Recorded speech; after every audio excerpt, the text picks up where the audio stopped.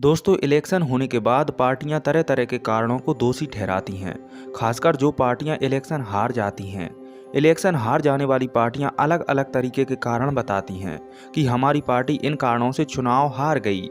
जैसे कि उनका कहना होता है कि जीतने वाली पार्टी ने पहले से ही वोटों को पैसे देकर खरीद लिया था, या उन्होंने हिंदू मुस्लिम कम्युनिटी करके या जातियों को आपस में भिड़ाकर या उनमें विवाद खड़ा करके वोट हासिल किए हैं।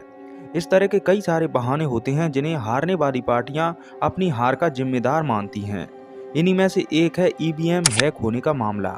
अक्सर चुनाव हार जाने वाली पार्टियां बताती हैं कि ईवीएम हैक हो गई, जिसके कारण हमारी पार्टी चुनाव हार गई। आपको बता दें कि ईवीएम हैक होने का ये आरोप कई बार भाजपा पर लगाया जा चुका है।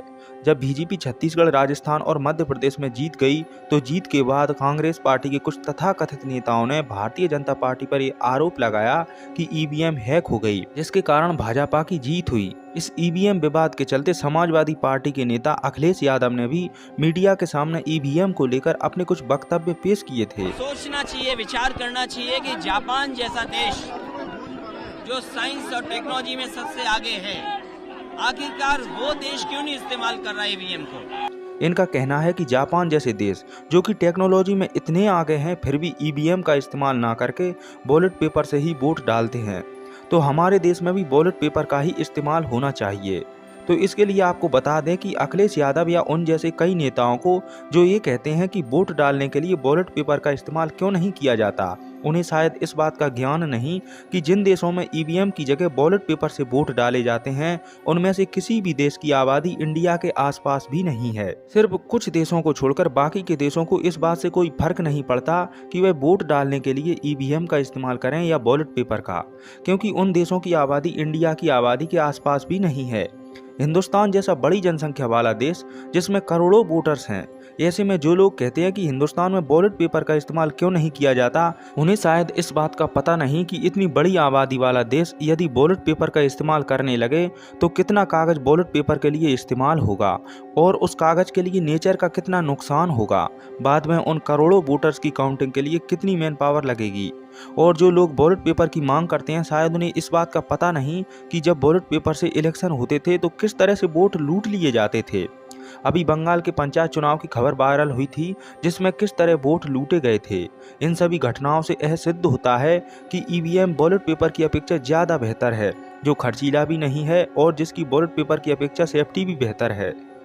ये सब तो ठीक है, लेकिन कुछ पार्टियों का मानना है कि ईवीएम हैक कर ली जाती है, जिसके कारण उनकी पार्टी हार जाती है और आपकी पार्टी जीत जाती है। आपको बता दें कि बहुत सारी पार्टियां ऐसी भी थीं जिन्होंने ईवीएम पर आरोप लगाए थे, और इन्हीं आरोपों से तंग आकर इलेक्शन कमीशन ने मई 2017 में 7 नेशनल और 49 रीजनल पार्टियों को चैलेंज दिया था कि आप हमारे दफ्तर आइए और ईवीएम हैक करके दिखाइए। आपको बता दें कि जो पार्टियां कहती थी कि ईवीएम हैक कर ली जाती है, ईवीएम हैक कर ली जाती है, उनमें से किसी भी पार्टी ने इलेक्शन कमीशन के इस चैलेंज को एक्सेप्ट ही नहीं किया। जब ईवीएम हैकिंग के लिए अप्लाई करना था तो सिर्फ 2 पार्टियों ने अप्लाई किया, एनसीपी और सीपीआईएम। मगर हैकिंग करने के लिए चुनाव आयोग ने जो डेट रखी थी, उस दिन पार्टियां ईवीएम हैक करने के लिए पहुंची ही नहीं, क्योंकि उन्हें भी इस बात का पता था कि यदि ईवीएम हैक नहीं कर सके तो सिर्फ और सिर्फ बेइज्जती ही हाथ लगेगी। अब समझते हैं कि ईवीएम मशीन काम कैसे करती है, इसमें हैक होने की गुंजाइश कहाँ होती है। बता दें कि जब इलेक्शन कमीशन बार बार एक क्लेम करता है कि ईवीएम इतनी सुविधाजनक है कि इसे हैक करना असंभव है, तो इसके पीछे रीजन भी बताता है। ये बात समझने योग्य है कि ईवीएम स्टैंड ऑन यूनिट होती है, जो किसी भी तरह के वाईफाई या किसी भी तरह के इंटरनेट या किसी भी तरह की फ्रीक्वेंसी से कनेक्ट नहीं होती है। इसीलिए कोई भी एक्सटर्नल डिवाइस इसे खुद से कनेक्ट करके इसे हैक नहीं कर सकता है। अब समझते हैं कि ईवीएम मशीन काम कैसे करती है। जब आप और हम वोट डालने जाते हैं तो वहाँ पर ईवीएम में 3 मशीन होती हैं, कंट्रोल यूनिट, बैलेट यूनिट और तीसरी होती है वीवीपैट मशीन।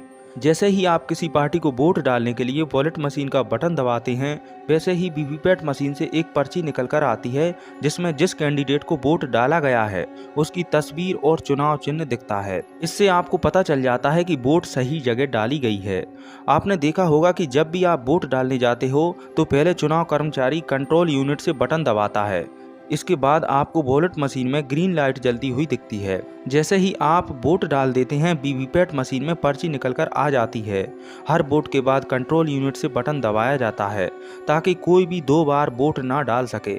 इसलिए हर कोई ग्रीन लाइट आने के बाद ही वोट डाल सकता है। अब प्रश्न खड़ा होता है कि क्या इलेक्शन होने के बाद ईवीएम को हैक किया जा सकता है? तो इसके लिए आपको बता दें कि ऐसा करना भी असंभव है। ऐसा इसलिए असंभव है क्योंकि ये वोटिंग से कुछ दिन पहले ही ईवीएम डिस्ट्रिक्ट के स्टॉक रूम में रखी जाती हैं, जहां सील पैक होने से पहले ही हर पार्टी के रिप्रेजेंटेटिव को इसे दिखाया जाता है। फिर इलेक्शन वाले दिन से पहले इन्हें अलग अलग पोलिंग बूथ में पहुंचाया जाता है। उसके बाद काउंटिंग वाले दिन से पहले मशीन को स्टार्ट करने से पहले भी पॉलिटिकल पार्टी की रिप्रेजेंटेटिव की मौजूदगी में इसे स्टार्ट किया जाता है और वोटिंग खत्म होने पर जब मशीन बंद की जाती है तब भी यह लोग वहां मौजूद होते हैं। फिर इन सभी के सामने इन मशीनों को दोबारा सील पैक किया जाता है। तो इस तरह से ईवीएम मशीनों से इलेक्शन होता है। इतनी सख्त निगरानी में इन ईवीएम मशीनों को रखा जाता है। तो ऐसे में ईवीएम हैक होने के चांस ना के बराबर होते हैं। आशा करता हूं कि आपको ईवीएम और उससे जुड़ी हैकिंग समस्या क्या है, ये संपूर्ण जानकारी अच्छी तरह समझ में आ गई होगी। तो वीडियो को यहीं पर विराम देते हैं। मिलते हैं फिर एक किसी नई वीडियो में एक नई और ज्ञानवर्धक जानकारी के साथ। जय भारत भूमि।